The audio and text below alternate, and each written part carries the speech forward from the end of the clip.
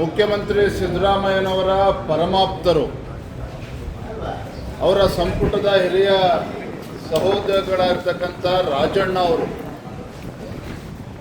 ಸಂಪುಟದಿಂದ ವಜಾ ಮಾಡುವಂತಹ ಘೋರ ಅಪರಾಧವನ್ನು ಏನು ಮಾಡಿದ್ದಾರೆ ಅಂತೇಳಿ ರಾಜ್ಯದ ಜನತೆ ಇವತ್ತು ಕೇಳ್ತಾ ಇದ್ದಾರೆ. ಸಂಪುಟದಿಂದ ವಜಾ ಮಾಡ್ತಕ್ಕಂಥ ಘೋರ ಅಪರಾಧ ಏನು ಮಾಡಿದ್ದಾರೆ, ಅಂಥ ಮಹಾ ತಪ್ಪನ್ನು ಏನು ಮಾಡಿದ್ದಾರೆ ರಾಜಣ್ಣ ಅವರು.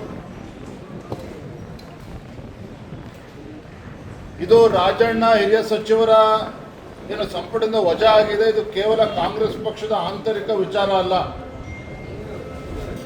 ಇದು ಸದನದಲ್ಲಿ ಇದ್ರ ಬಗ್ಗೆ ಚರ್ಚೆ ಆಗಬೇಕಾಗ್ತದೆ.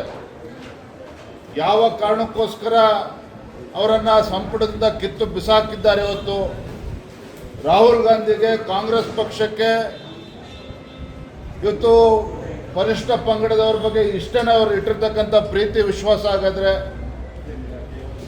ರಾಹುಲ್ ಗಾಂಧಿ ಅವರು ಕಳೆದ ವಾರ ಬೆಂಗಳೂರಿಗೆ ಬಂದು ಚುನಾವಣಾ ಆಯೋಗದ ಮೇಲೆ ಆರೋಪಗಳನ್ನು ಮಾಡಿ ಭಾರತೀಯ ಜನತಾ ಪಾರ್ಟಿ ಕೇಂದ್ರದಲ್ಲಿ ಅಕ್ರಮವಾಗಿ ಅಧಿಕಾರಕ್ಕೆ ಬಂದಿದೆ ಅನ್ನೋ ರೀತಿ ಬಿಂಬಿಸಿ ಇವತ್ತು ದೇಶದ ಜನತೆ ಮುಂದೆ ಚುನಾವಣಾ ಆಯೋಗಕ್ಕೂ ಕೂಡ ಹೋಗಿ ಅಲ್ಲಿ ದೂರನ್ನು ಕೊಡದೇ ಪಲಾಯನವಾದ ಮಾಡಿರ್ತಕ್ಕಂಥದ್ದು. ಮತ್ತೊಂದು ಕಡೆ ರಾಜಣ್ಣ ಅವರು ಸತ್ಯವನ್ನು ಬಹಿರಂಗಪಡಿಸಿದಾಗ ಅವರು ಸಂಪುಟದಿಂದ ವಜಾಗೊಳಿಸಿರ್ತಕ್ಕಂಥದ್ದು ಇದು ಖಂಡಿತ ಸರಿಯಲ್ಲ. ಇದು ಹಾಗಾಗಿ ಇವತ್ತು ಎರಡೂ ಸದನದಲ್ಲಿ ನಾವಿವತ್ತು ರಾಜ್ಯದ ಮುಖ್ಯಮಂತ್ರಿಗಳಿಂದ ನಾವು ಉತ್ತರವನ್ನು ಬಯಸ್ತಾ ಇದ್ದೇವೆ. ಯಾವ ಕಾರಣಗಳಿಗೆ ಇವತ್ತು ಹಿರಿಯ ಸಚಿವರಾಗಿದ್ದಂಥ ರಾಜಣ್ಣ ಅವರ ರಾಜೀನಾಮೆಯನ್ನು ನೀವು ಪಡೆದುಕೊಂಡಿದ್ದೀರಿ, ಇದು ನಿಮ್ಮ ಕಾಂಗ್ರೆಸ್ ಪಕ್ಷದ ಆಂತರಿಕ ವಿಚಾರ ಅಷ್ಟೇ ಅಲ್ಲ, ಸತ್ಯವನ್ನು ಬಹಿರಂಗಪಡಿಸಬೇಕು. ಸದನ ನಡೀತಾ ಇರ್ತಕ್ಕಂಥ ಸಂದರ್ಭದಲ್ಲಿ ನೀವು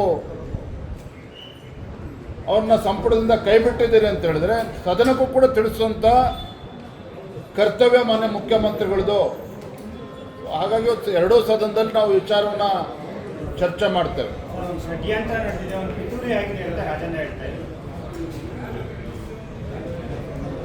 ರಾಜಣ್ಣ ಅವರ ಹೇಳಿಕೆಯನ್ನು ನಾನು ಗಮನಿಸಿದ್ದೇನೆ. ಷಡ್ಯಂತ್ರ ಪಿತೂರಿ ಸಂದರ್ಭ ಬಂದಾಗ ತಿಳಿಸ್ತೇನೆ ಅಂತ ಹೇಳಿದ್ದಾರೆ.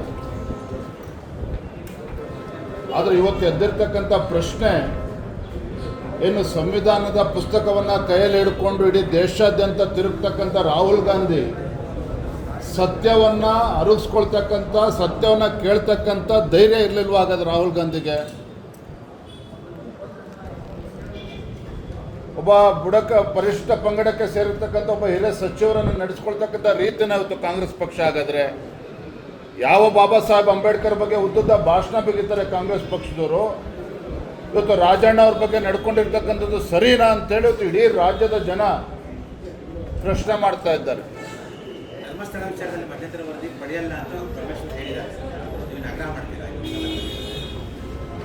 ಧರ್ಮಸ್ಥಳದ ವಿಚಾರದಲ್ಲಿ ನಿನ್ನೆಯೂ ಕೂಡ ನಮ್ಮ ಶಾಸಕಾಂಗ ಪಕ್ಷದಲ್ಲಿ ಸುದೀರ್ಘವಾಗಿ ಚರ್ಚೆ ಆಗಿದೆ.